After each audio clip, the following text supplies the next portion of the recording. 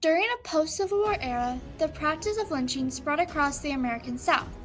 These executions were often carried out by lawless mobs as a tool to manage the newly freed black population. And in 1892, the death of 3 Memphis men sparked a change in the life of a determined civil rights activist. Ida B. Wells was a friend to one of these victims, and inspired by this loss, this social activist began an international anti-lynching campaign. Seeking justice for her fallen friend, Wells used her journalist skills to expose the horrid details of this practice to the masses. Through pamphlets, articles, and speeches, Wells educated many of the devastating impact of lynching. Ultimately, Wells' written works and grassroots movement around the country eventually served as a turning point in America's perspective of lynching. This is Ida B. Wells, a turning point in the perspective of lynching. Ida B. Wells was born on July 16, 1862 in Holly Springs, Mississippi. After emancipation, the Wells family quickly gained influence in the black community by establishing Shaw University, a historically black college. However, in 1878, both of her parents and one of her brothers died of yellow fever, leaving 16-year-old Ida to take care of her 5 remaining siblings. Despite this loss and added responsibility, her determination led her to attending Rusk College and then Fisk University to become a teacher. Forced into leadership due to the loss of her parents, Wells was an advocate for change even early on. This can be seen in 1884 when Wells purchased a first-class train ticket. Because these tickets were reserved for whites only, she was forcibly removed from the train car. She sued the railroad for infringement of her rights, initially winning her case, although it was later overturned on appeal. She wrote about the incident in a local newspaper and subsequently began writing on race issues for local and national newspapers. While still teaching, Wells delved deeper into journalism. Over 3 years, she wrote articles about marriage and racial injustice. However, in 1891, the Memphis Board of Education dismissed her from teaching after she wrote several exposés of poor conditions in the city's black schools. Wells' daring cost her career in education, but allowed her to focus entirely on more critical pieces. A turning point in her career occurred the next year with the loss of a close family friend. In March of 1892, in Memphis, Tennessee, a white grocery store owner named William Barrett noticed a loss of customers due to the success of a nearby grocery run by 3 black men, People's Grocery Company, owned by Thomas Moss, Calvin McDowell, and Henry Stewart. Because their store was diverting business away from their white competitors, Barrett led a troop of local men to eliminate the competition. On March 3rd, they attacked People's Grocery, and these black businessmen fought back. This conflict led to the arrest of Moss, McDowell, and Stewart. Despite the arrest, some of the same perpetrators broke into the local jail and kidnapped the 3. This lynch mob of 75 took the 3 men to the nearby rail yards. Knowing their fate, they fought back, but eventually McDowell was shot point blank by a shotgun. Stewart too resisted until he was shot in the neck. Moss was the last to fall. In his final words, he said, "Tell my people to go west. There's no justice for them here."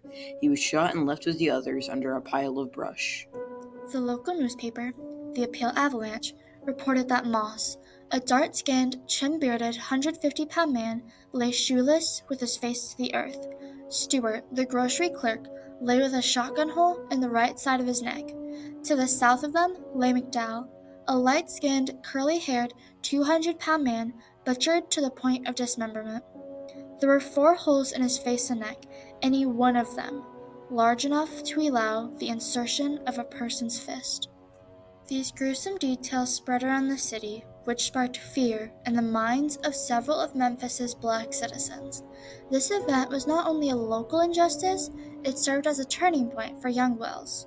Wells was a friend to the Moss family, and in her own words, Moss and his wife Betty were the best friends I had in town. This event was of great importance to Ida's life and was a turning point in her social activism, a stepping stone in the path to change. With the loss of her friend, Ida wrote an exposé about their lynchings. In response, the same mob threatened that she too would die if she did not flee the city. With her life on the line, Wells fled to New York. From there, she launched a series of pamphlets, articles, and speeches to better inform America of these horrific acts. These works served as a turning point in America's anti-lynching campaign. There was no grasp of exactly how many black people were being lynched. She would find where lynchings were occurring by looking through white newspapers. And she began to keep basically spreadsheets. She would interview as many people as she could to get a full picture, right, of what happened. She believed that if people knew the truth, then that would lead to change.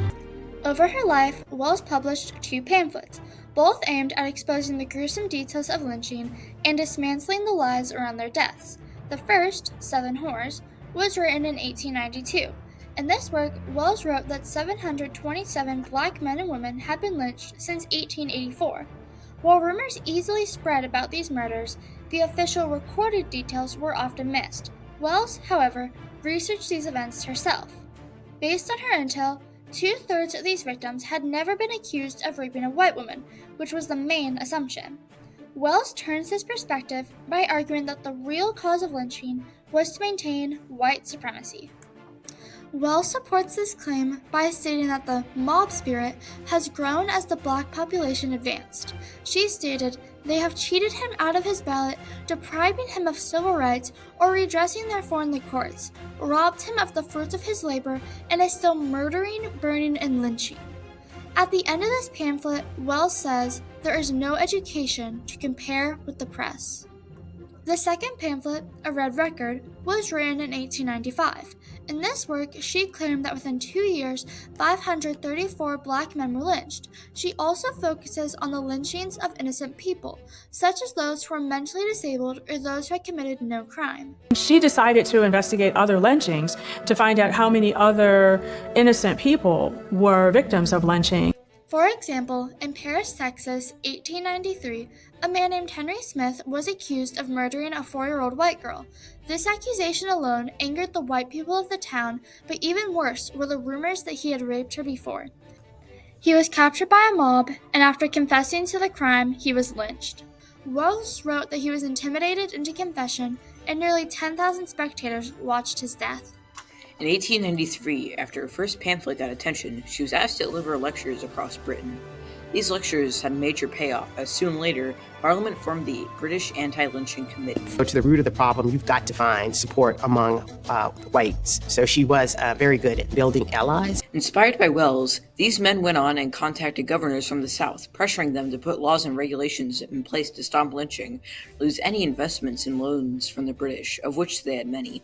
Although some states went on to agree and placed anti-lynching laws, others were still persistent. Unfortunately, despite Wells's efforts, Congress on the national level never passed an anti-lynching law while she was alive. Now, I feel very strongly about the anti-lynching bill. He explained that he could not make that bill a must because he had to have the Southern vote. While no countrywide legislation was passed during her campaign, some states did create anti-lynching laws. This is where Wells's efforts found success. After the horrid details of her pamphlets received enough attention, after a tour in England, and after exposés, Southern congressmen, pressured by both anti-lynching groups and major Christian-led organizations, began to create consequences for those involved in lynchings. By convincing Christian-run organizations to take a more open stance against lynchings, Wells was able to help in the reduction of these killings. We can see this in the Association of Southern Women for the Prevention of Lynching, who described lynching as an exhibition of cowardice and cruelty. And from the Church of Liverpool, who were disgusted by the fact that the fingers and toes were collected from the bodies of lynched men and carried in onlookers' pockets as souvenirs. From 1880 to 1930, over 3,000 lynchings were performed in the U.S. The peak of the killings occurred in 1892, then slowly declined. By 1895, Ida moved to Chicago, where she married and started a family and had 4 children. Wells began to slow down from all of her anti-lynching projects and focused on local issues like getting accessible kindergarten services for black children and establishing clubs for women. After a life filled with advocacy, Wells died in 1931. Though she never saw a national end to lynchings, her efforts educated many and inspired great change. By changing the narrative of lynchings and by leading an education campaign in both the US and England, Wells was able to save the lives of many black people in the South. In 2022, Joe Biden signed the Emmett Till Anti-Lynching Act, a law that provides harsher consequences for lynchings and labels the act as a federal hate crime. Though Ida B. Wells was never able to see the signing of any national anti-lynching bills, her great-granddaughter, Michelle Dester, was present for the signing. Since my great-grandmother's visit to the White House 124 years ago, there have been over 200 attempts to get legislation enacted. But we finally stand here today, generations later, to witness this historic moment. With the signing of this law, Wells's goal was finally achieved. Ultimately, Ida B. Wells used her voice to bring national awareness to lynchings. Her publication served as a turning point away from this violence, and her legacy remains undying.